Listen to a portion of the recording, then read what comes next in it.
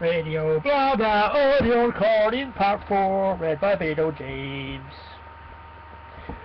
The introduction of the Radio and Television Act of 1988 changed everything.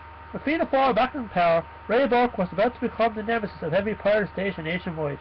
The Governor took over the job as Minister for Industry, Commerce and Communication and brought in legislation which effectively ended pirate radio in Ireland. Pirate radio listenership across the country outstripped that of legitimate national radio stations like RT1, mainly due to the relaxed attitude of previous governments to prosecute the pirates. Happy just to make the odd raid, things had to change. By 1988 there was no less than 70 pirate radio stations in Ireland, broadcasting through the 26 counties. Of course the huge appeal was obvious: local radio with local presenters talking about local topics, places and people. Local businesses had a market outside the paper and print. You knew what specials Quincy were offering and what band or disco was in town by tuning in. You were listening for the local weather, how to get a job, what was down at the courthouse, or going down a rave. A dream started by two kids in a garage 10 years previous had grown to one of the most successful pirate radio stations in Ireland, let alone Waterford now under threat. Though Fianna Fáil had originally been in government during the rise of the pirates between 1977 and 81, coalition governments of Fine Gael and Labour also hadn't clamped down on the multitude of legal radio stations over the airways. An argument could have been made that these stations served a purpose on a local level, and crucially employed possibly a couple of thousand people that would be forced onto the ever-growing numbers of unemployed people on the dole. A big problem for the pirates was, unlike other countries, illegal radio stations here were on land with publicly available numbers, addresses and mobile centres, so there was no way of hiding it even if they wanted. However, it was always a fear that legislation would eventually be brought in, and despite the years of ducking and diving, replacing transmitters, paying fines and sipping tea with the guys from the P&T, Burke made sure the possible became inevitable. The minister's legislation would help establish a series of local radio stations in 1989 and one new independent national radio station, Century Radio. Century was heralded in as the future of Irish radio, yet failed to gain a significant audience and closed after just 3 years. Ironically, an interim report of the Flood Tribunal found that the backers of Century Radio had allegedly paid large bribes to Burke to secure the licence in the first place. The multitude of pirate stations nationwide were left with two choices: gather themselves together, get a business plan and some local support, and apply for a handful of legitimate licences or stop broadcasting. Many chose the latter, have it operate part-time or on a minuscule budget or without the infrastructure to sustain a challenge for a legitimate licence. Many went to the war. In Cork, one of the longest-serving pirates, ERI, stopped broadcasting, as Dublin Pirates, Dunsham 101 and Hits 954 in Limerick also said their goodbyes to illegal airwaves. Closed down in NCCR Mallow on 31st of December 1988 was struck by tragedy by local farmer, proud presenter and shareholder of the station, Pat O'Connor, who participated in an interview, collapsed and died suddenly during a commercial break. The station immediately announced it was closing earlier than planned due to unforeseen circumstances. It was an awful time for everyone involved in pirate radio. 1988 would be a year embedded in the memory of anyone who ever worked or presented on a pirate. And though some reform and legitimate licence for the first time in 1989, the fun and spirit of pirate radio had gone. Des Wiener would work with Ezio Gianni putting together WR's bid for the leading licence. Meanwhile, the station decided that New Year's Eve at 6 p.m. 1988 would spell the end of a decade of broadcasting as well for local radio.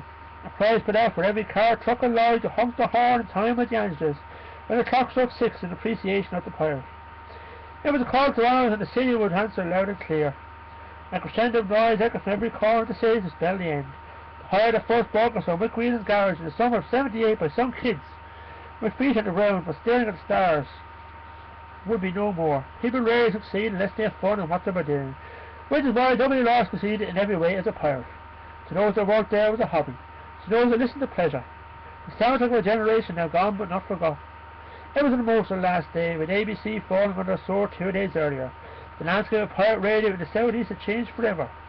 Many remember the last day of pirate radio. All through the following months of dead air and disc jockeys going out into the big bad world, that had themselves as a hobby, not a job. Des Wheeler worked overtime along with Ezio Gianni, putting Dublin All's bid in place. Every decided that a combination of War Fools and the Munster Express were themselves putting a rival bid in with substantial clout behind them. And our rival station ABC, who was also had backing of some local business. So there all three went head to head. Over a decade, local radio have provided itself and been a community station that has an excellent reputation with local business to boot. It was that angle that Wheeler went after. Both men spread the word. Soon local companies like L&N, Tom Coffee Car Sales and Dog Meats took little chunks, eventually gained a 50% target for having a real sense of legitimacy among the application and about the application as local business were on board. There is also the help of Jerry Sheridan, who would have been a prominent figure in RT. Any skill and know-how helped to bid even further. Up and down the country, many parishes were doing likewise, getting the house in order for a crack at legitimate radio. And a day of reckoning came. A collective sharp intake of breath was taken, many fingers crossed. The odd Movine offered up, but it worked.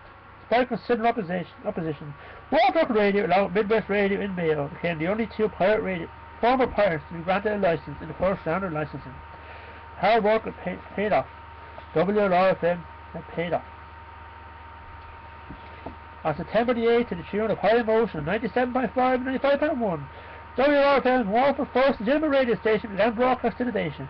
After the official opening guests, Celine Clancy and Finbar Fury, Timmy Ryan presented the first wrestling show on this station. Francis Shannon, who had been from the other mid-morning host when the stations came back, left to see Freddie McCarthy to take over. The station show quickly became the flagship program in the position Freddie still holds today. A first for the new station would arrive in 1989, and Matt Keane bagged the first ever interview with Jack Charles after Ireland had made history qualifying for the first ever World Cup. There really more to tune in. The structure of the stage went tighter, faces came and went, but the public remained. Now, some 20 years after turning legitimate, WLR still commands a healthy listenership over a broader base. What came his community-based feel, the lives got hampered opinion remains, and still makes a huge difference to some of the more unfortunate families in Waterford. In the period between 1989 to 1999, alone over £1 million was made. Stage of scenes to entertain the public, and dealing with the host of local issues, never shying away from them. End of audio part 5. Radio blah blah audio part 5, part 4, part 5 soon.